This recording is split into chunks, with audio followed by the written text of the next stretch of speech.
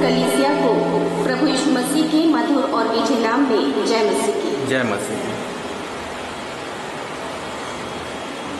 पृथ्वी और जो कुछ उसमें है यहोवा ही का है, जगत और उसमें निवास करने वाले भी, क्योंकि उसी ने उसकी नींव समुद्रों के ऊपर दृढ़ करके रखी और महानदों के ऊपर स्थित किया है। यहोवा के पर्वत पर कौन चढ़ सकता है और उसके पवित्र स्थान में कौन खड़ा हो सकता है? जिसके काम निर्दोष और हृदय शुद्ध हैं, जिसने अपने मन को व्यर्थ बात की ओर नहीं लगाया और न कपट से शपथ खाई है, वह यहोवा ही की ओर से आशीष पाएगा और अपने उद्धार करने वाले परमेश्वर की ओर से धर्मी ठहरेगा। ऐसे ही लोग उसके खोजी हैं, वे तेरे दर्शन के खोजी याकूब वंशी हैं। हे फाटकों, अपने सिर ऊंचे करो, हे सनातन के द्वारों ऊंचे हो जाओ, क्योंकि प्रतापी राजा प्रवेश करेगा। वह प्रतापी राजा कौन है? परमेश्वर जो सामर्थी और पराक्रमी है, परमेश्वर जो युद्ध में पराक्रमी है।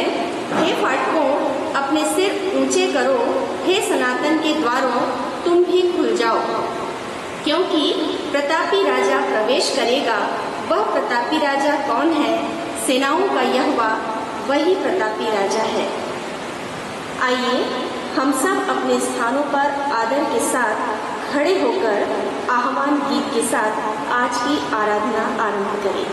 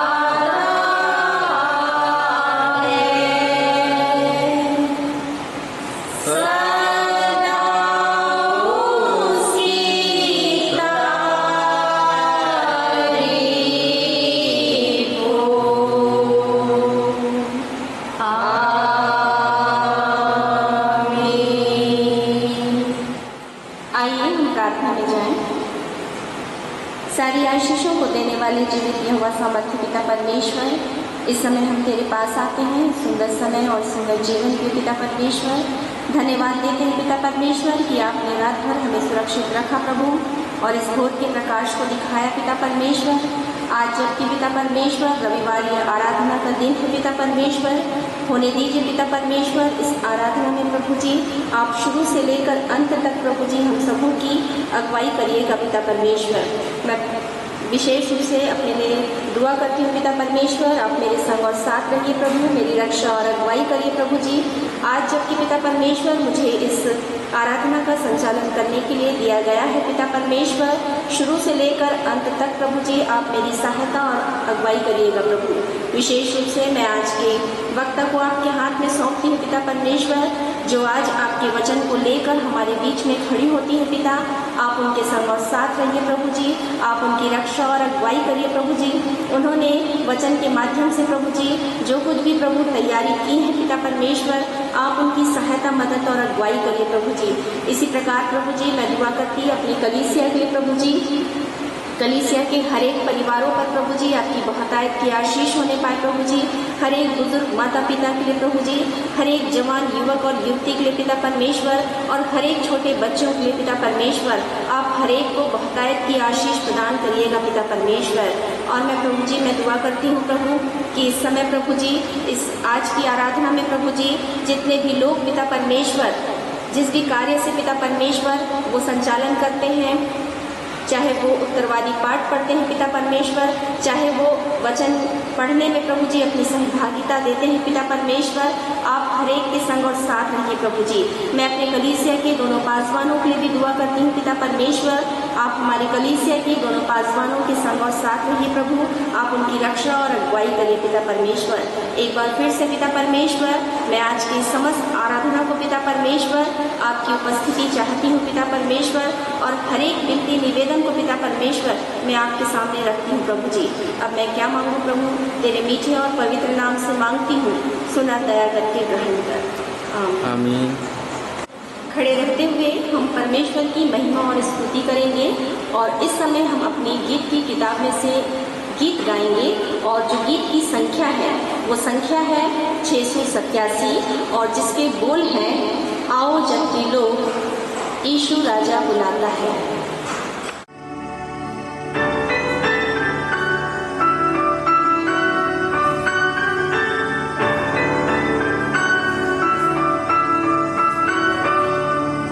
आओ जग के लोग सब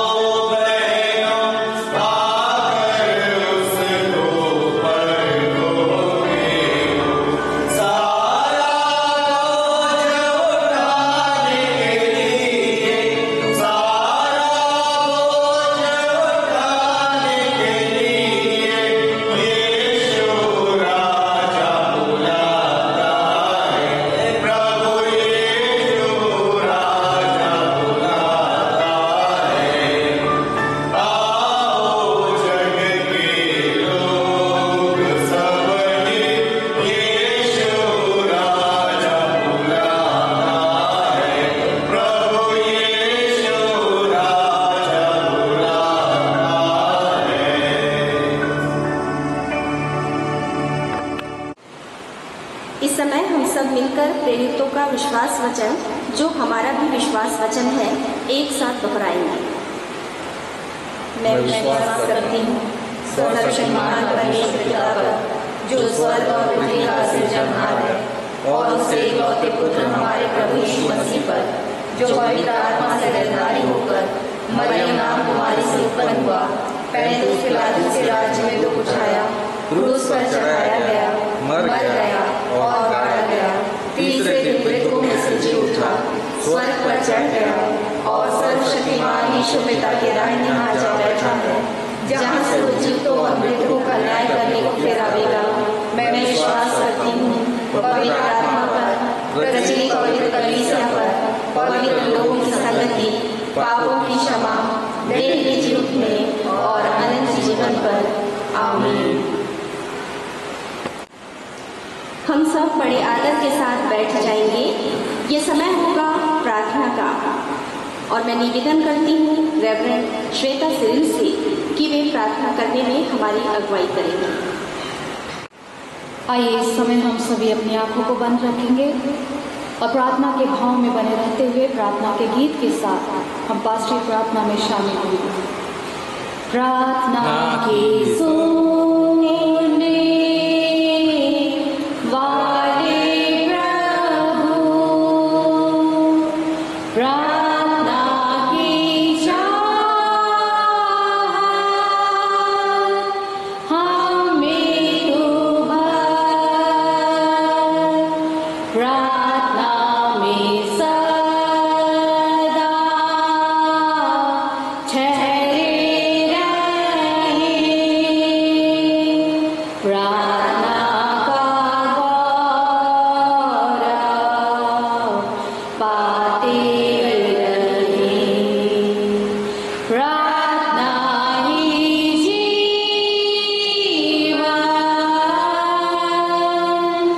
प्रार्थना ही जय,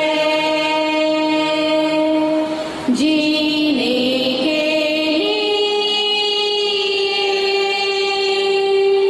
नियम ये है, प्रार्थना ही जीवन, प्रार्थना ही जय, जीने के लिए नियम ये है।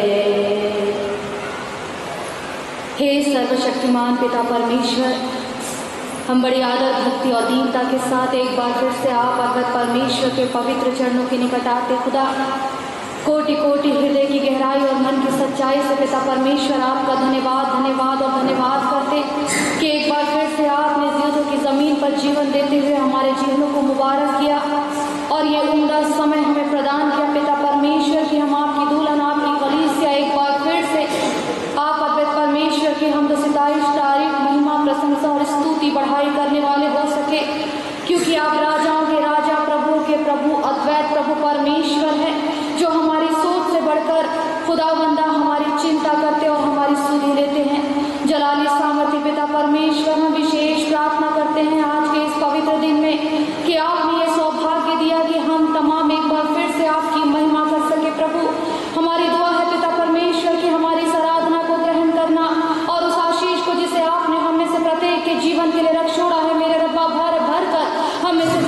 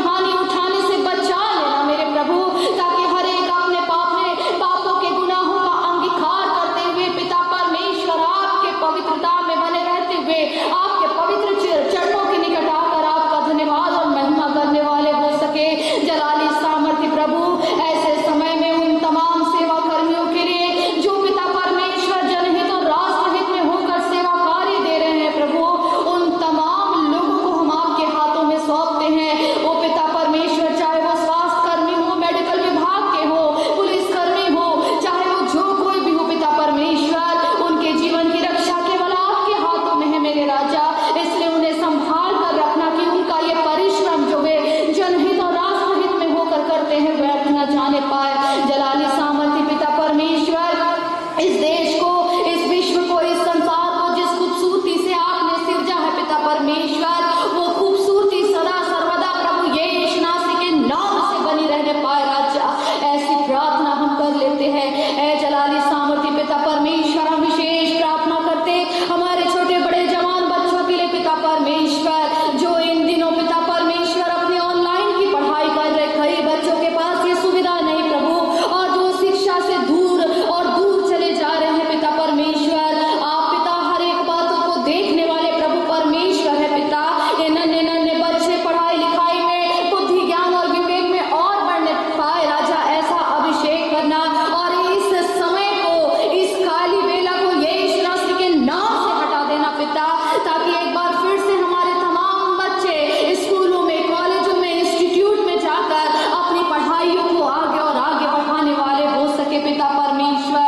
जलाली सामर्थ्य पिता परमेश्वर, हम विशेष प्रार्थना करते हैं खुदावंदा, ऐसी परिस्थितियों के समय में भी पिता परमेश्वर नाना प्रकार के अंधकार के कृत्य बढ़ते और बढ़ते चले जा रहे हैं। हमारी सरकार को ऐसी बुद्धि देना, ऐसा बल देना, ऐसी समझ देना कि आपके भय में बने रहते हुए जनहित और राष्ट्रहित में होकर कार्य करने वाले हो सके। हर प्रकार के माओवाद, नक्सलवाद, आतंकवाद को यीशु मसीह के नाम से दूर करना प्रभु। हर प्रकार के अनैतिक कार्य को यीशु मसीह के नाम से दूर करना पिता, ताकि आपका प्रेम संसार के कोने कोने तक पहुंचने पाए राजा।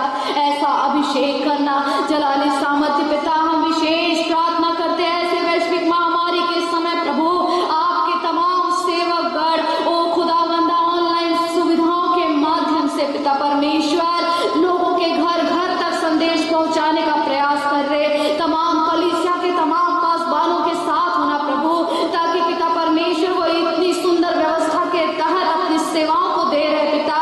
और पिता परमेश्वर कलीसिया आत्मिक जागृति में, आध्यात्मिक उन्नति में और भी बढ़ने पाए, ऐसा अभिषेक करना। चाहे वो शहरी क्षेत्र हो, चाहे बीहड़ इलाके हो पिता, आपका संदेश हर एक तक यीशु मसीह के नाम से पहुंचने पाए राजा। ऐसा अभिषेक करना खुदावंदा। ऐ जलाली सामर्थ्य प्रभु, हम विशेष प्रार्थना करते उन तमाम बुजुर्गों के लिए और बच्चों के लिए पिता, जो इस वैश्विक महामारी के तहत अपने घरों में पाए जाते हैं प्रभु। उन तमाम की सुधि लेना पिता परमेश्वर, उनके हर एक कार्यों में अपनी पवित्र उपस्थिति को बनाए रखना पिता।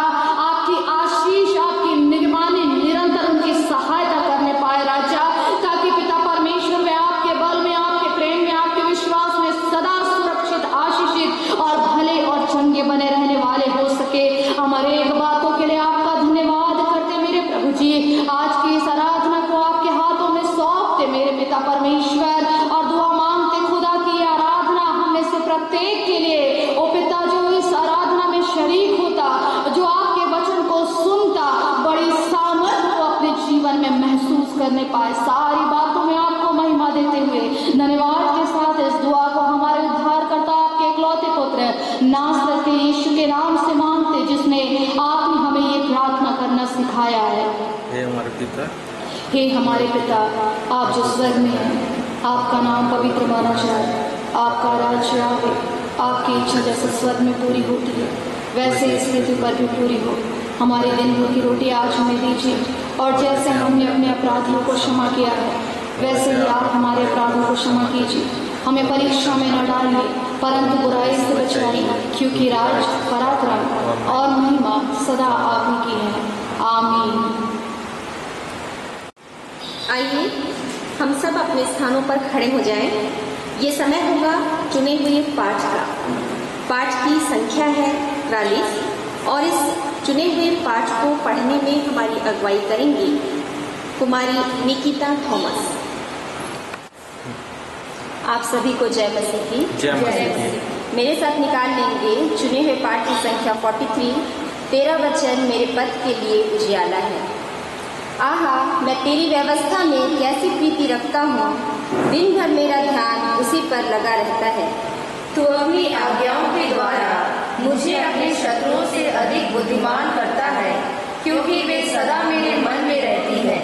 मैं अपने सब शिक्षकों से भी अधिक समझ रखता हूँ, क्योंकि मेरा ध्यान तेरी चितौनियों पर लगा है। मैं पुण्यों से भी समझदार हूँ, क्योंकि मैं मैंने अपने पाँव को हर एक बुरे रास्ते से रोक रखा है, जिससे तेरे वचन के अनुसार चलूं। मैं तेरे नियमों से नहीं हटा, क्योंकि तूने मुझे शिक्षा दी है। तेरे वचन मुझको कैसे मीठे लगते हैं, वे मुंह में के मधु से भी मीठे हैं। तेरे उपदेशों के कारण मैं समझदार हो जाता हूँ, इसलिए मैं सब असत मार्गों से बैर रखता हूँ।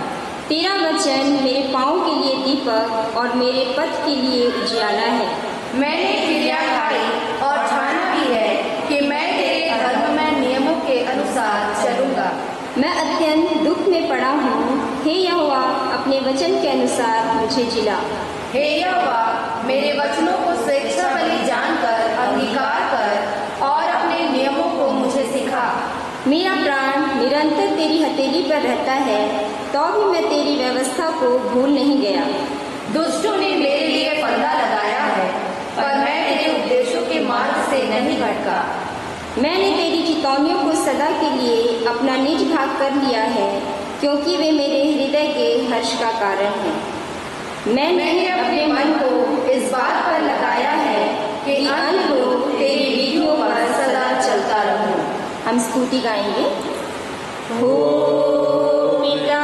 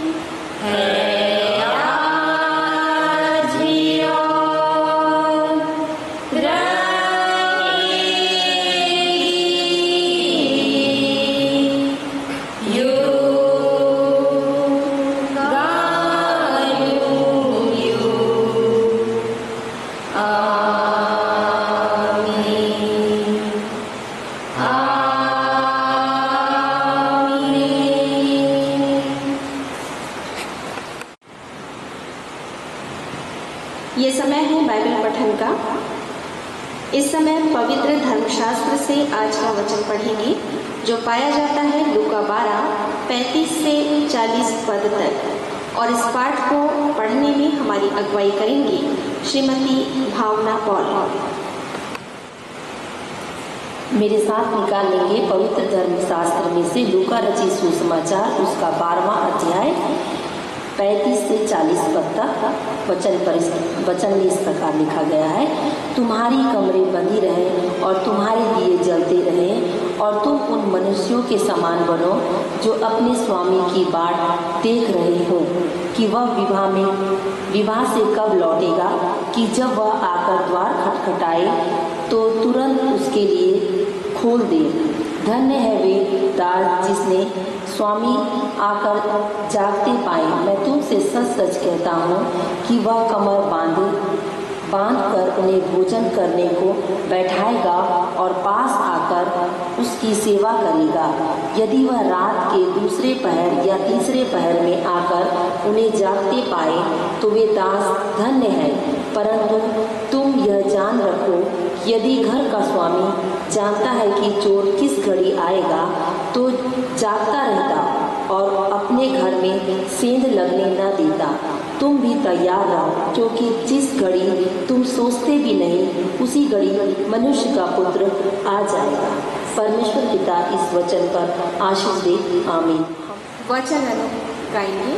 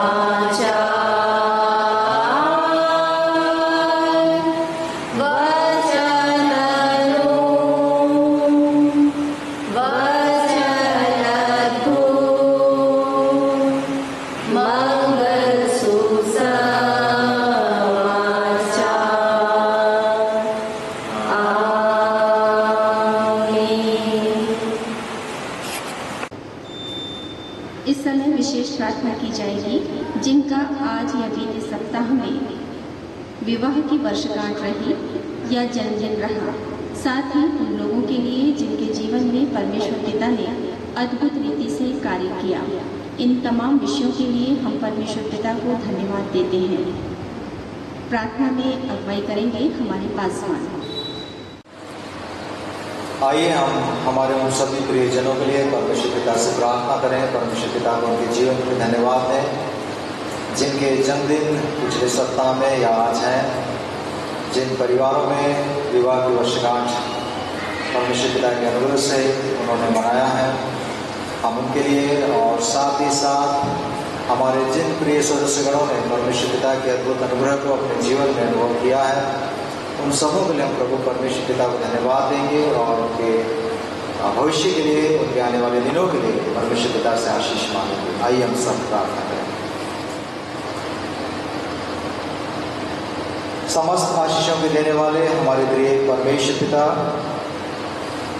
हमारे मुक्तिदाता, हमारे त्राणकर्ता जीवित प्रभु यीशु मसीह के श्रेष्ठ और सामर्थी नाम में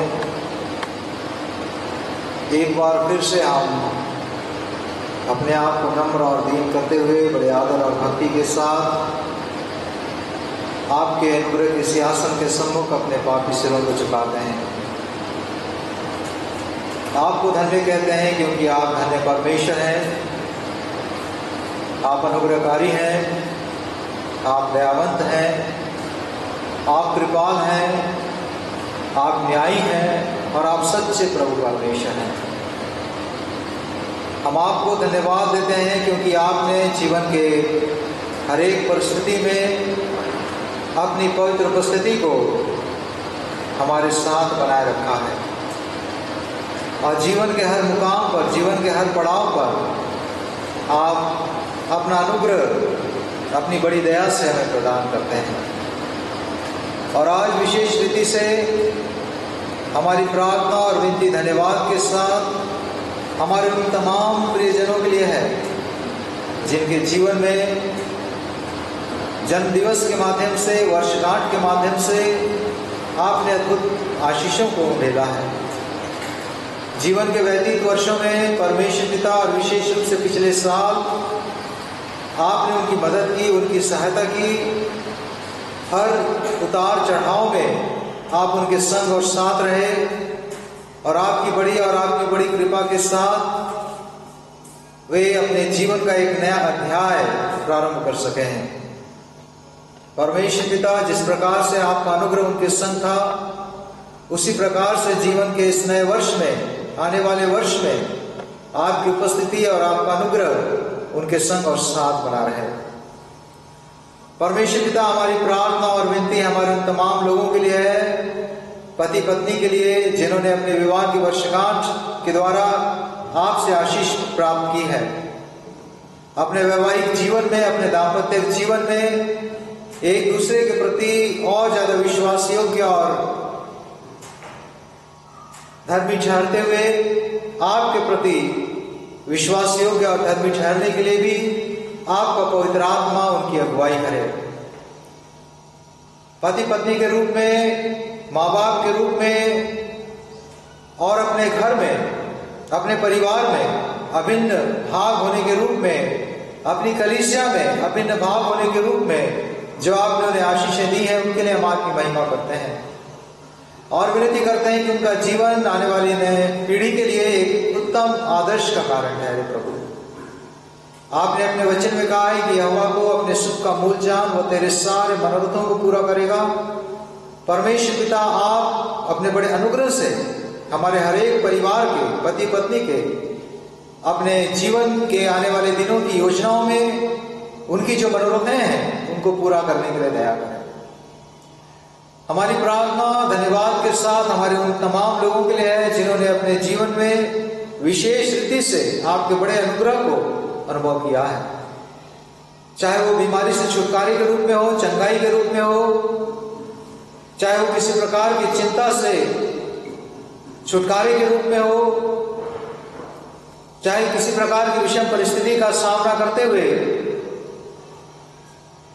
आराम की परिस्थिति का हो, परमेश्वर पिता हर परिस्थिति में जो आपने उनके संग और साथ रहते हुए उनकी मदद और सहायता की और जो अपने जीवन में आपने किए गए अद्भुत कार्यों के लिए आपको विशेष रीति से धन्यवाद दे रहे हैं, उन सबों के जीवन पर हम आपकी आशीष मांगते हैं और निवेदन करते हैं पिता कि यदि हमारे प्रियजनों ने किसी भी प्रकार से आपके विरुद्ध में, अपने लोगों के विरुद्ध में, आपकी कलीसिया के विरुद्ध में कुछ पाप अपराध किया है, आप दया करके क्षमा करें और भविष्य में अपनी गलतियों को न दोहराते हुए आपकी पवित्र इच्छा के अनुसार जीवन व्यतीत करने के लिए, ताकि उनका जीवन परमेश्वर पिता अंधेरे में रोशनी दिखाने वाला हो सके, ऐसा वर प्रदान करें। धन्यवाद पिता कि आपने प्रार्थना सुनी और सबों को आशीष दी। विनती धन्यवाद के साथ उद्धारकर्ता प्रभु यीशु मसीह के नाम से मांगते हैं, आमीन। ये समय होगा विशेष गीत का कुमारी क्रिंसी सिरिल के द्वारा।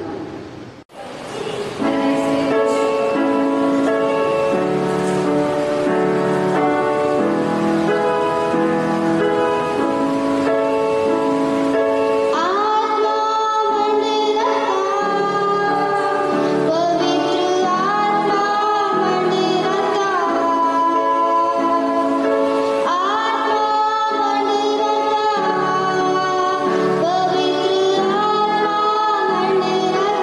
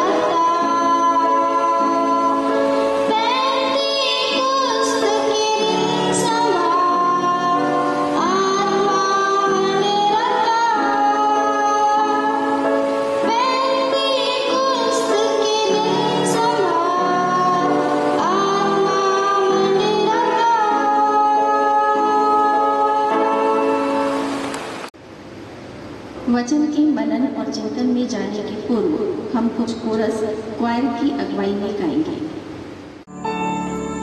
आइए प्रिय वचन में जाने से पहले हम प्रभु की स्तुति करेंगे, उसकी आराधना करेंगे और हम सभी अपने आंखों को बंद करेंगे और इस समय हम प्रार्थना के भाव में जाएंगे और इस गीत को गाएंगे। धन्यवाद के साथ स्तुति गाऊंगा।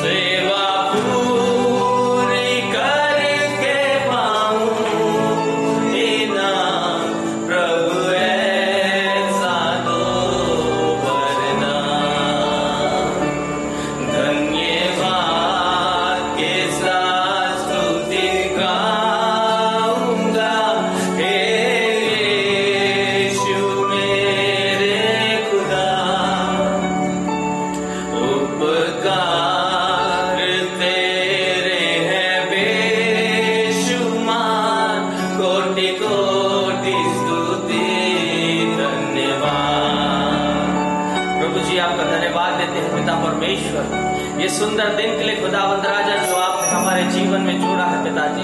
प्रभु परमेश्वर हम आपकी आराधना स्तुति करते खुदावंद राजा। पिता परमेश्वर होने देना पिताजी बड़ी सामर्थ को पाकर प्रभु जी आराधना को करने वाले हो सके खुदावंद राजा। पिता परमेश्वर आपने अपनी महिमा को लिया है खुदावंद राजा, इस बात के लिए धन्यवाद देते हैं पिता परमेश्वर। प्रभु जी आपके दास के द्वारा जब प्रभु जी वचन का प्रचार किया जाता पिता परमेश्वर होने देना खुदावंद राजा, एक एक के जीवन में वो वचन कार्य करने वाला हो सके प्रभु जी, और लोग वचन को ग्रहण करके पिता परमेश्वर अपने जीवन में कार्य में लाने वाले हो सके प्रभु जी। तमाम बातों को आपके हाथों में सौंपता हूँ खुदावंद राजा, और पिता परमेश्वर इससे जुड़े एक एक लोगों को पिता परमेश्वर आपके हाथों में सौंपते हुए इस छोटी सी विनती को हमारे उद्धार करता प्रभु यीशु मसीह के नाम से मांग लेते हैं, आमीन। आज के पढ़े गए वचन का प्रचार करेंगी आदरणीय रेवरेंड श्वेता सिरिल। मैं निवेदन करती हूँ रेवरेंड श्वेता सिरिल से कि वे आकर यहाँ वचन का प्रचार करें।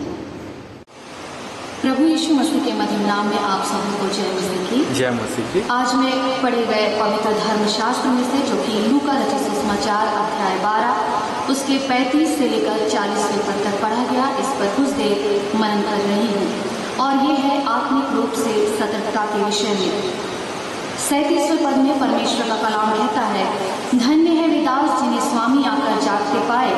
मैं तुमसे सच कहता हूँ कि वह कमर बांध कर उन्हें भोजन करने को बैठाएगा और पास आकर उनकी सेवा करेगा।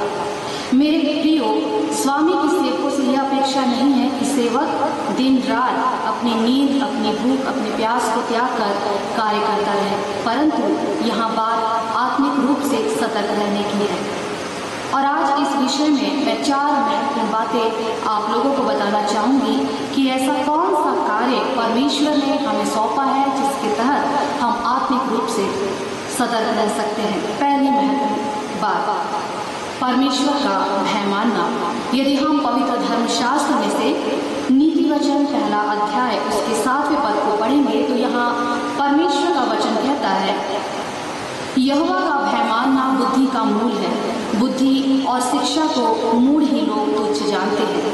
मेरे प्रियो, परमेश्वर का भय मानना बुद्धि का मूल है, अर्थात जब हमारे जीवन में परमेश्वर का भय होगा तभी हम अपने जीवन में बुद्धि को प्राप्त करने पाएंगे।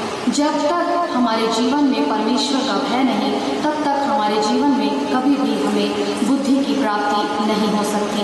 और परमेश्वर का भय मानना इसका मतलब यह नहीं कि हम परमेश्वर से डरे, हम परमेश्वर से कांपे, हम परमेश्वर से छुपे, परंतु परमेश्वर का भय मानना इसका मतलब है परमेश्वर के आज्ञाओं पर चलना, परमेश्वर से प्रेम करना, परमेश्वर की दी गई शिक्षाओं को अपने जीवन में अमल करना। सबोपदेशक 12 उसके 13वें पद में यदि हम पढ़ेंगे तो परमेश्वर का वचन कहता है, अंत की बात यह है कि परमेश्वर का भय मान और उसकी आज्ञाओं का पालन कर, क्योंकि मनुष्य का संपूर्ण कर्तव्य यही है। मेरे प्रियो, यदि आपको और मुझको आत्मिक रूप से सतर्क रहना है तो परमेश्वर के इन वचनों को अपने जीवन में अमल करना अति आवश्यक है। इस वैश्विक महामारी के समय में ऐसे बहुत से प्रिय लोग हैं जो प्रभु के पवित्र भवन में उपस्थित होकर उनकी महिमा में, उनकी संगति में शामिल नहीं हो पा रहे हैं। लेकिन ऐसे समय में भी नित हमको परमेश्वर के भय में बने रहते हुए हम जहाँ कहीं भी जिस भी स्थान में पाए जाते हैं हमें परमेश्वर का भय मानना है, अर्थात नित उनके वचन के अनुसार अपने जीवन को चलायमान करने का प्रयत्न करना है, क्योंकि परमेश्वर का कलाम ये कहता है, क्योंकि मनुष्य का संपूर्ण कर्तव्य यही है। और यदि हम मत्ती 10 उसके 28वें पद को पढ़ेंगे तो इसमें लिखा है, जो शरीर को घात करते हैं पर आत्मा को घात नहीं कर सकते, उनसे मत डरना, पर उसी से डरो जो आत्मा और शरीर दोनों का नाश कर सकता है, अर्थात वो है हमारा परमेश्वर। सांसारिक जीवन में हम केवल अपने शरीर को खो सकते हैं, लेकिन आत्मा को नाश करने वाला केवल वो परमेश्वर है। यहाँ परमेश्वर का कलाम कहता है, यदि तुम अपनी उस आत्मा को बचाना चाहते हो, यदि तुम उस स्वर्गीय राज्य में स्थान प्राप्त करना चाहते हो, तो तुम परमेश्वर का भय मानो, तुम परमेश्वर के वचन के अनुसार अपने जीवन को चलायमान करो, किसी भी बात से मत डरो, क्योंकि मैं तेरा परमेश्वर नित तेरे साथ हूँ। परमेश्वर का भय मानते हुए हम कहते हैं कि हम परमेश्वर का भय मानते हैं, हम कहते हैं कि हम मसीह हैं, हम कहते हैं कि हम धर्मी हैं, हम नित प्रभु की प्रार्थना करते हैं, हम नित प्रभु के वचन को पढ़ते हैं, लेकिन उसका भय मानते हुए भी, उसकी आज्ञाओं का पालन करते हुए भी यदि हम अपने जीवन से गलतियों को करते हैं तो निसंदेह मेरे प्रियो, न्याय के दिन वो परमेश्वर हमारा दंड अवश्य न्याय करेगा। और कहता है कि उस समय हमारा जीवन संपूर्ण रीति से समाप्त हो जाएगा। इसलिए मेरे प्रियो, परमेश्वर का भय मानना हमारे लिए आत्मिक रूप से सतर्क रहने की बात है। और यह वो कार्य है जिसे प्रभु परमेश्वर ने आपके और मेरे जीवन के लिए दिया है। परमेश्वर का कलाम क्या कहता है? इब्रानियों 10 उसके 26 पद में, क्योंकि सच्चाई की पहचान प्राप्त करने के बाद यदि हम जानबूझकर पाप कर रहे हैं तो पाप के लिए फिर कोई बलिदान बाकी नहीं। परमेश्वर का कलाम कहता है कि जो हम सारी बातों को जान चुके हैं, हम लड़कपन से, है ना, संडे स्कूल से, MYF से, प्रभु की संगति से बने रहते हुए परमेश्वर के वचन को सुनते हैं, परमेश्वर के वचन को पढ़ते हैं, परमेश्वर के वचन को बोलते हैं, लेकिन उसके बाद भी हम ये जान रहे हैं कि ये हमारे जीवन से गलत है, लेकिन फिर भी हम उन कृत्यों को अपने जीवन से जानबूझकर करते हैं। तो परमेश्वर का कलाम कहता है कि ऐसे पापियों के लिए फिर कोई भी बलिदान बाकी नहीं है। ऐसे पापियों के लिए, ऐसे पाप के लिए हमारे पास फिर कोई भी बलिदान बाकी नहीं है। इसलिए मेरे प्रियो, आज भी अवसर है कि हम प्रभु में सतर्क हो जाएं। आज भी अवसर है कि हम परमेश्वर के आह्वान को सुन लें और परमेश्वर के वचन के अनुसार अपने जीवन को क्या करें? चलायमान कर लें। इसलिए परमेश्वर ने यह कार्य आपको और मुझको सौंपा है कि हम जो इस सांसारिक जीवन में, अपने जीवन में चलायमान है, नित्य परमेश्वर का भय मानते हुए अपने जीवन को आगे और आगे बढ़ाता ले चले। परमेश्वर का कलाम क्या कहता है कि किस रीति से हमें आत्मिक रूप से सतर्क रहना है? दूसरी महत्वपूर्ण बात कहता है वचन का अध्ययन करने के द्वारा।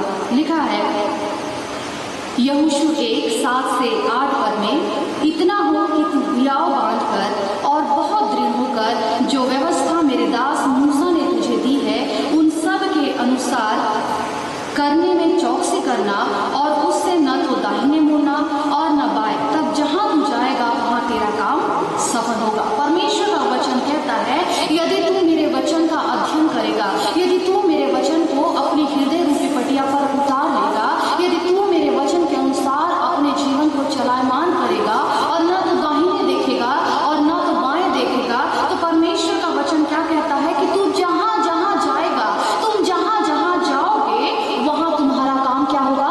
सफल होगा। हालेलुया। परमेश्वर का वचन कहता है कि यदि आपको और मुझको आत्मिक रूप से सतर्क रहना है, आत्मिक रूप से प्रभु में बंधे रहना है, आत्मिक रूप से प्रभु के विश्वास में आगे बढ़ना है, तो हमें आवश्यक है कि हम परमेश्वर के वचन का क्या करें? अध्ययन करें। एक समय की बात है जब हमारे बड़े बुजुर्ग हमको सिखाया करते थे कि अपने तकिए के नीचे क्या रखा करो? बाइबल। और हम बाइबल रखते थे और रात को सोने से पहले परमेश्वर के वचन को पढ़ के, प्रार्थना करके, बाइबल को अपने तकिए के नीचे रख के हम सोते थे। लेकिन आज के इस समय में मैं हमेशा इस बात को सभी को कहती हूँ कि हमारे तकिए के नीचे क्या रहता है? आप और मैं स्वयं जानते हैं कि उस बाइबल का स्थान आज किसने ले लिया है? मोबाइल ने। जब तक हमें नींद नहीं आती है तब तक हम व्हाट्सएप पे, फेसबुक पे और नाना प्रकार की जो चीजें हैं सब पे लगे रहते हैं, और जब हमारी आंख बंद हो जाती है तो वो हमारे पास ही, हमारे तकिए के नीचे रह जाता है। कहाँ गई हमारी आध्यात्मिक सतर्कता? कहाँ गया हमारा परमेश्वर का प्रेम और प्रभु के वचन का अध्ययन? मेरे प्रियो, प्रभु आज भी वही है, पहले भी वही था और युगानुग वही रहेगा।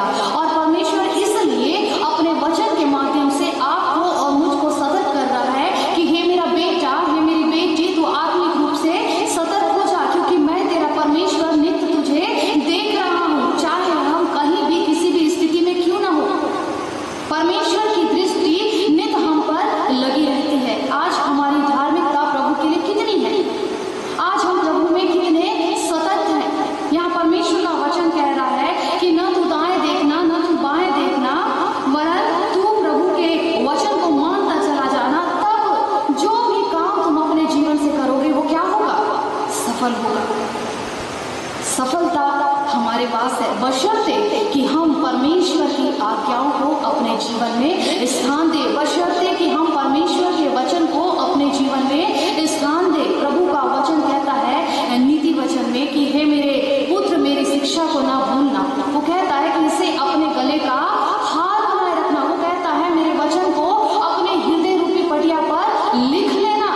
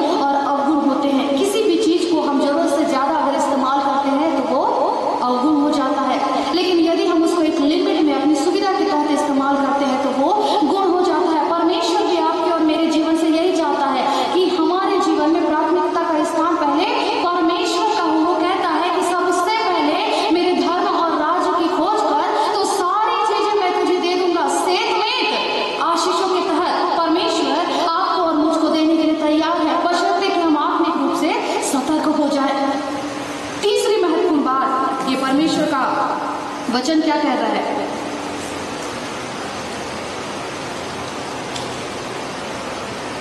भजन संहिता 119 उसका 105 पर यहाँ लिखता है, तेरा वचन मेरे पांव के लिए दीपक और मेरे मार्ग के लिए उजियारा है। ये परमेश्वर का वचन इतने सुंदर शब्दों में क्या कहता है, तेरा वचन मेरे पांव के लिए दीपक और मेरे मार्ग के लिए उजियारा है। कब परमेश्वर का वचन हमारे जीवन के लिए उजियारा और दीपक बनेगा, जब हम इन वचन को अपने जीवन में स्थान देंगे। हम कहते हैं कि प्रभु का ये वचन या पवित्र धर्मशास्त्र सामर्थी है। हम कहते हैं इससे चमत्कार होता है और होता भी है, लेकिन क्या इसे कीड़े नहीं खाते? क्या ये पवित्र धर्मशास्त्र नाश नहीं होता? होता है। तो फिर ये वचन कैसे सामर्थी है? तो ये वचन कैसे कार्य करता है? ये वचन तभी सामर्थी होता है, ये वचन तभी कार्य करता है जब हम इन वचनों को अपने जीवन में स्थान देकर अपने जीवन से इसे क्रियान्वित करते हैं। तभी ये वचन सामर्थी होता है, तभी ये वचन हमारे जीवन से, आपके और मेरे जीवन से बोलता और चलता फिरता है। परमेश्वर का कलाम कहता, तुम्हारा देह मेरा मंदिर है जिसमें होकर मैं चला फिरा करता हूँ, और इस देह को हमें परमेश्वर के इस पवित्र वचन से सजाने की आवश्यकता है मेरे प्रियो। इसलिए कहता है, तेरा वचन मेरे पांव के लिए दीपक और मेरे मार्ग के लिए उजियाला है। यदि आप और मैं परमेश्वर के दीपक और उजियाले को अपने जीवन में चाहते हैं तो हमें आत्मिक रूप से सतर्क हो जाना है और परमेश्वर के वचन का अध्ययन करना है और परमेश्वर के वचन को अपने हृदय में स्थान देना है। परमेश्वर का वचन हमसे बोलता और बातचीत करता है। परमेश्वर का वचन अध्ययन करने का मतलब है परमेश्वर की बात सुनना, परमेश्वर की आज्ञाओं को सुनना, परमेश्वर हमसे क्या चाहता है उन बातों को जानना। परमेश्वर के वचन का अध्ययन करने का मतलब है परमेश्वर की इच्छा को जानते हुए उसके अनुसार अपने जीवन को चलायमान करना। इसलिए परमेश्वर का वचन कह रहा, हे मेरे बेटे, हे मेरी बेटी, आत्मिक रूप से तू सतर्क हो जा, ताकि हम परमेश्वर के वचन से होकर सामर्थ को प्राप्त करें और उस आशीष को जिसे परमेश्वर ने आपके और मेरे जीवन के लिए रख छोड़ा है भर भर कर अपने जीवन में प्राप्त कर सके। परमेश्वर का कलाम क्या कहता है, कुलुस्सियों की पत्री उसका पहला अध्याय उसके 9 और 10वें पद में, तुम सारे आत्मिक ज्ञान और समझ सहित परमेश्वर की इच्छा की पहचान में परिपूर्ण हो जाओ, ताकि तुम्हारा चाल चलन प्रभु के योग्य हो और वह सब प्रकार से प्रसन्न हो और तुम में हर प्रकार के भले कामों का फल लगे और तुम परमेश्वर की पहचान में बढ़ते जाओ। हालेलुया। यहाँ परमेश्वर का वचन कह रहा है कि तुम सारे आत्मिक ज्ञान और समझ सहित परमेश्वर की इच्छा की पहचान में परिपूर्ण हो जाओ। ये कहता है आत्मिक ज्ञान और समझ से, परमेश्वर की इच्छा से परिपूर्ण हो जाओ, भर जाओ, अपने जीवन को उससे लबालोड करो। आज आप और मैं किससे भरे पड़े हैं? आज हमारा संबंध एक दूसरे के साथ कैसा है? ये तो अभी वैश्विक महामारी है जहां हमें सोशल डिस्टेंसिंग मेंटेन करने को और एक दूसरे से दूरी बनाए रखने की बात कही गई है, लेकिन परमेश्वर का वचन कहता है कि तुम अपने जीवन में प्रभु के वचन को भरो। हम अपने जीवन से लोगों को दूर कर रहे हैं, हम अपने जीवन से, अपने जीवन में क्या कर रहे हैं? हमारे जीवन में ऐसी बहुत सी बातें हैं। बच्चे माता पिता से झूठ बोलते हैं ना, और बच्चे माता पिता की आज्ञाओं की अवहेलना करते हैं ना। कई ऐसे परिवार हैं जहां कलह, विवाद और नाना प्रकार की चीजें भरी पड़ी है। ये सारी बातों को हमको अपने से दूर करना है, ना कि अपने आप को एक दूसरे से दूर करना है। हम एक दूसरे से बात नहीं कर सकते, एक दूसरे के पास नहीं जा सकते, लेकिन आज के इस समय में इतनी सुंदर व्यवस्थाएं हैं कि हम एक दूसरे से फोन पर ना और वीडियो कॉलिंग के द्वारा हम अपनी बातों को रख सकते हैं। परमेश्वर हमसे चाहता है कि हम एक संगति में बने रहें और परमेश्वर हमसे चाहता है कि हम वचन की सहभागिता में बने रहें। परमेश्वर हमसे चाहता है कि हम उसके वचन को अपने जीवन में भर लें और अपने चाल चलन को, क्या लिखा है, ताकि तुम्हारा चाल चलन प्रभु के योग्य हो और सब प्रकार से प्रसन्न हो और तुम में हर प्रकार के भले कार्यों का फल लगे और तुम परमेश्वर की पहचान में बढ़ते जाओ। हमें परमेश्वर की पहचान में बढ़ते जाना है। हम जहाँ भी हैं, जिस भी स्थिति में, परमेश्वर का वचन पुराने नियम में कहता, सोते जागते उठते बैठते तुम प्रभु के वचन को अपने बाल बच्चों को सिखाया करो। आज यदि बच्चा भूखा है, खाना नहीं खा रहा है, तो हम क्या करते हैं, उसको मोबाइल पकड़ा देते हैं और फिर क्या करते हैं, खाना खिलाते हैं। हम काम में बिजी हैं, कुछ कर रहे हैं, तो उनके सामने टीवी खोल देते हैं और अपने काम में व्यस्त हो जाते हैं। कहाँ गई परमेश्वर की सतर्कता? हम माता पिता की आत्मिक शिक्षाएं जो हमें उन्हें देना है, कहता है हर प्रकार के भले कामों का फल लगे और तुम परमेश्वर की पहचान में बढ़ते जाओ। ऐसी छोटी छोटी बहुत सी बातें हैं मेरे प्रियो, जो हमको प्रभु के प्रेम से आत्मिक रूप से सतर्क रहने से दूर करती है। और फिर हम कहते हैं कि हम मसीह हैं, हम प्रभु के लोग हैं, प्रभु के लोग हैं। दानियल दिन में 3 बार प्रार्थना किया करते थे। आज हमारे पास बहुत मुश्किल से एक बार भी समय निकल पाता है। बहुत से कम ऐसे लोग होंगे जिनके घर आज पारिवारिक या व्यक्तिगत या पति पत्नी की प्रार्थनाएं होती होगी, बहुत कम ऐसे। अभी इस लॉकडाउन के समय में शायद बहुत परिवारों में हो रहा था और अभी भी हो रहा होगा, लेकिन ऐसे बहुत से लोग हैं जो प्रभु को प्राथमिकता का स्थान नहीं देते। और फिर हम कहते हैं कि कहाँ गई हमारे जीवन की आशीषें? क्यों परमेश्वर हमारी प्रार्थनाओं को नहीं सुनता? परमेश्वर का कलाम कहता कि मन्ना अब भी बरसता है, लेकिन एक बार भोर को तू प्रार्थना करके तो देख कि तेरे जीवन में मन्ना बरस रहा है या नहीं। मेरे प्रियो, यदि हम आत्मिक रूप से सतर्क रहना चाहते हैं तो हमको परमेश्वर के वचन का अध्ययन करना है। हमको परमेश्वर के वचन को अपने जीवन में स्थान देना है, ताकि हमारे चाल चलन को देखकर, हमारे भले कार्य को देखकर लोग उस जीवित और सामर्थ्य प्रभु परमेश्वर की महिमा कर सके। हम कितना समय प्रभु को दे रहे हैं? तीसरी महत्वपूर्ण बात क्या कहता है? आत्मिक रूप से सतर्क रहने के लिए प्रार्थना में जीवन होना अति आवश्यक है। भजन संहिता 91 उसके 15वें पद को यदि हम पढ़ेंगे तो उसमें लिखा है, जब वह तुझको पुकारे तब मैं उसकी सुनूंगा, संकट में मैं उसके संग रहूंगा, मैं उसको बचाकर उसकी महिमा बढ़ाऊंगा। हालेलुया। यहाँ परमेश्वर का वचन क्या कह रहा है? जब वह मुझको पुकारे तब मैं उसको सुनूंगा। परमेश्वर सुनने के लिए तत्पर है, बशर्ते कि हम उसे पुकारे। यदि प्रकाशित वाक्य उसके 3 अध्याय में हम पढ़ेंगे तो उसमें क्या लिखा है कि परमेश्वर हमारे द्वार को खटखटाता है, हमारे हृदय को खटखटाता है। लेकिन यदि हम अंदर से कुंडी डाल कर रखें तो वो परमेश्वर हमारे जीवन में, हमारे परिवार में, हमारे घर में कैसे प्रवेश करेगा? यदि हम चाहते हैं कि परमेश्वर हमारे जीवन में, हमारे घर में, हमारे परिवार में प्रवेश करे तो उस पापमय कुंडी को खोलने की आवश्यकता है, अपने हृदय के द्वार को खोलने की आवश्यकता है।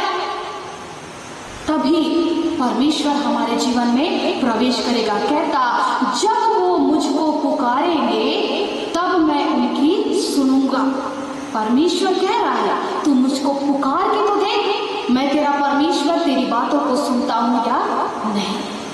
बशर्ते कि हम परमेश्वर को पुकारे। कहता, संकट में मैं उसके संग रहूंगा, मैं उसको बचाकर उसकी महिमा बढ़ाऊंगा। हालेलुया। परमेश्वर आपसे और मुझसे वादा करता है कि कितनी भी परिस्थितियां विपरीत क्यों ना हो, कितनी भी संकट का समय क्यों ना हो, कितनी भी परेशानियां क्यों ना हो, एक बार मुझको पुकार के तो देख कि मैं तेरा परमेश्वर उस संकट के समय में तेरे साथ हूं या नहीं।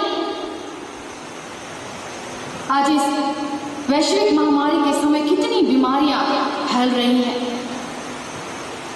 और जब दुख और तकलीफ हमारे जीवन में आता है तब हम क्या करते हैं? परमेश्वर को पुकारते हैं। लेकिन जब वो संकट हमारे जीवन से चल जाता है तो परमेश्वर भी हमारे जीवन से चला जाता है। लेकिन परमेश्वर आपसे और मुझसे कहता है कि तू मुझको पुकार कर तो देख। और इसलिए मेरे प्रियो, प्रार्थना में जीवन व्यतीत करने की अति आवश्यकता है। प्रभु हमसे यही कार्य चाहता है कि आप और मैं प्रार्थना में जीवन व्यतीत करें। यदि आज आप सुरक्षित हैं, यदि आज मैं सुरक्षित हूं, तो निसंदेह कोई ना कोई आपके और मेरे जीवन में जीवन के लिए प्रार्थना कर रहा है। आपकी और मेरी प्रार्थनाएं बहुतायत के जीवन को उठाए रखती है। इसलिए आवश्यक है कि हम केवल अपने ही जीवन के लिए नहीं, अपनी ही आवश्यकताओं के लिए नहीं, अपनी ही जरूरतों के लिए नहीं,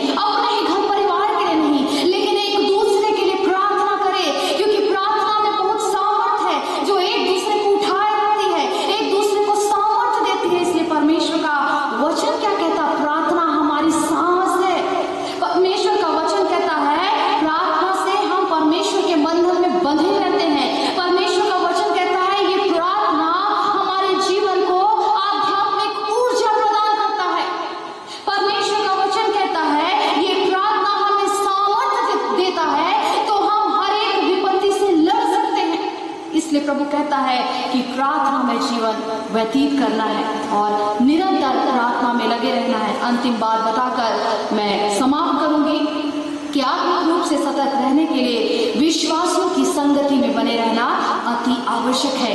जैसा मैंने पहले भी कहा कि आज कोविड-19 के तहत हम एक दूसरे से दूर हो गए हैं, लेकिन फिर भी ऐसे बहुत से माध्यम हैं जिससे हम एक दूसरे से जुड़े रह सकते हैं। इसलिए परमेश्वर का वचन कहता है कि यदि आप आत्मिक रूप से सतर्क रहना चाहते हैं तो विश्वासियों की संगति में बने रहे। पहला कुरिन्थियों 15 उसके 33वें पद में कहता है, धोखा न खाना, बुरी संगति अच्छे चरित्र को बिगाड़ देती है। बुरी संगति अच्छे चरित्र को बिगाड़ देती है। आज आप और मैं इस परिस्थिति में कैसे संगति में है? कई लोग नशे में चले गए हैं, कई लोगों के पास नौकरी नहीं, रोजगार नहीं, है ना, कई लोग गलत कार्यों में चले गए हैं, नाना प्रकार की चोरी चकारी में। लेकिन परमेश्वर का वचन कहता, यदि तुम आत्मिक रूप से सतर्क हो तो तुम ऐसे परिस्थिति में भी विश्वासियों की संगति में बने रहो तो परमेश्वर का वचन तुम्हें सामर्थ देगा और तुम कभी भी बुरी संगति में फंसने और पड़ने नहीं पाओगे। परमेश्वर अपने दाहिने हाथ को बढ़ाकर ऐसी संगति से तुझे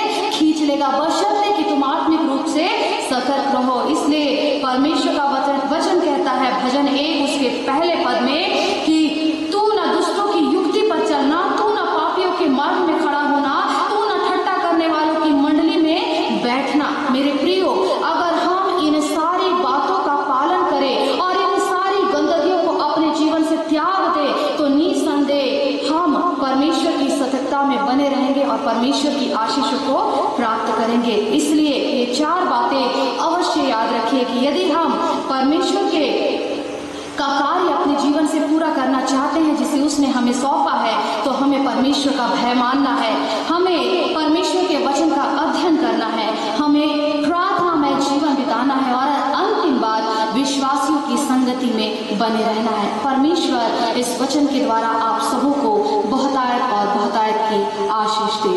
आमीन। आज के इस सुंदर वचन के लिए सर्वप्रथम मैं परमेश्वर पिता का हृदय की गहराई से धन्यवाद देती हूँ और साथ ही साथ आदरणीय रेवरेंड श्वेता सिल को भी हृदय की गहराई से धन्यवाद देती हूँ कि उन्होंने इतने अच्छे शब्दों के माध्यम से आज हमारे बीच में परमेश्वर के वचन को बांटा। इस समय हम अपनी सांसारिक भेंट परमेश्वर पिता को अर्पित करेंगे और गीत गाएंगे और गीत की संख्या होगी 338। गीत के बोल हैं, खिदमत में हम सब होंगे मशगूल।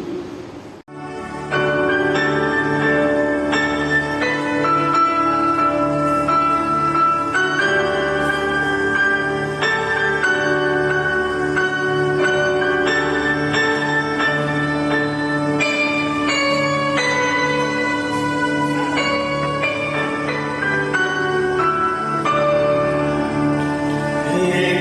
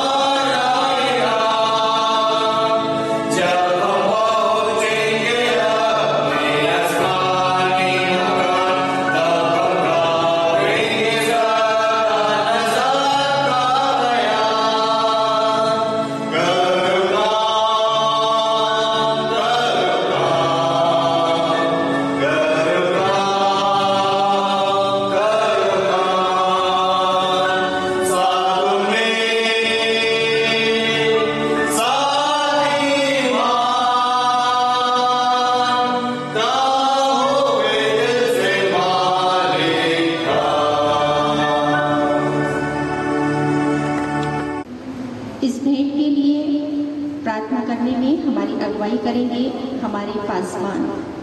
प्रार्थना के पश्चात अंतिम आशीष वचन के साथ हमारी आज की आराधना संपन्न होगी। आइए हम अपनी भेंटों को जो हमने परमेश्वर पिता के सम्मुख अर्पित किया है, प्रार्थना के साथ उनके चरणों पर रखें। आइए हम प्रार्थना करें। पवित्र पवित्र पवित्र सर्वशक्तिमान सेनाओं के यहोवा हमारे जीवते परमेश्वर पिता, आप जो राजाओं के राजा हैं, प्रभुओं के प्रभु हैं, महाराजाधिराज हैं, आप जो आदिकाल से लेकर अनंतकाल तक के प्रभु परमेश्वर हैं, अगम्य ज्योति में निवास करने वाले ज्योतियों के पिता हैं, जो अपनी दृष्टि अपने लोगों पर, अपने डरवैयों पर हमेशा बनाए रखते हैं, जिनका अनुग्रह अपने आराधकों के ऊपर हमेशा बना रहता है। हम बड़े धन्यवाद के साथ आज के इस पवित्र आराधना के अंतिम चरण में आपके सम्मुख अपनी भेंटों को साथ लेकर आते हैं। परमेश्वर पिता, आपका धन्यवाद करते हैं कि आज का महत्वपूर्ण दिन, आज का विशेष दिन आपने हमारे जीवन काल में दिया और बहुमूल्य अवसर दिया कि हम पवित्र आराधना में शामिल हो सके। हम धन्यवाद देते हैं परमेश्वर पिता आपके पवित्र और जीवित संदेश के लिए, जो कि आज आपने अपनी बेटी के माध्यम से हम सबों के आत्मिक जीवन की बढ़ोतरी के लिए और आत्मिक जीवन की दृढ़ता के लिए प्रदान किया है। हम धन्यवाद देते हैं परमेश्वर पिता प्रचार के उस अद्भुत वरदान के लिए, जिसके द्वारा आपने अपनी बेटी को सुशोभित किया है। हमारी विनती है कि आपका अनुग्रह उसके जीवन में, उसके परिवार में, उसकी सेवकाई पर, आपके पवित्र राज के प्रचार और प्रसार के उसके प्रयासों पर हमेशा बनी रहे। परमेश्वर पिता, जो उपकार आपने हमारे जीवन में किए हैं उनको स्मरण करते हुए, जो अनुग्रह और आशीषें आपने हमारे व्यक्तिगत, पारिवारिक, कलीसियाई जीवन में दिया है, हमारे बाल बच्चों के जीवन में दिया है, उनको स्मरण करते हुए धन्यवाद के साथ ये भेंट आपके चरणों पर अर्पित करते हैं। प्रत्येक देने वाले को आप आशीष दें प्रभु जी, और आपका वचन कहता है जो हर्ष से देते हैं परमेश्वर पिता आप उनसे प्रेम रखते हैं। आपका प्रेम हमेशा उनके जीवन में भरपूर रहे और देने की प्रवृत्ति और अपने दान देने के अद्भुत वरदान के द्वारा हमेशा आपसे अपने स्वर्गीय आशीषों को प्राप्त करते रहें, यही वर हम आपसे मांगते हैं। इस भेंट के साथ हम अपने जीवन को भी आपके हाथों में सौंपते हैं प्रभु, हमारे जीवन भी आपके पवित्र कार्य में लग सके और शैतान की हर बुरी युक्ति से बचाकर रखते हुए आपके पवित्र इच्छा के अनुसार जीवन व्यतीत करने के लिए हमें से प्रत्येक का जीवन आपकी दृष्टि में ग्रहण योग्य ठहरे। हम धन्यवाद देते हैं पिता कि आपने प्रार्थना सुनी है और पापों अपराधों को क्षमा करते हुए आशीष दे दी है। विनती उद्धारकर्ता, मुक्तिदाता, जीवित प्रभु यीशु मसीह के नाम से मांगते हैं, आमीन। आइए प्रियो, हम सब विश्वासी हृदय के साथ परमेश्वर पिता की आशीष ग्रहण करें। अब हमारे प्रभु यीशु मसीह का अनुग्रह, परमेश्वर पिता का प्रेम, पवित्र आत्मा की संगति, सहभागिता हमें से हर एक के साथ आज से लेकर सदा तक बनी रहे। आमीन।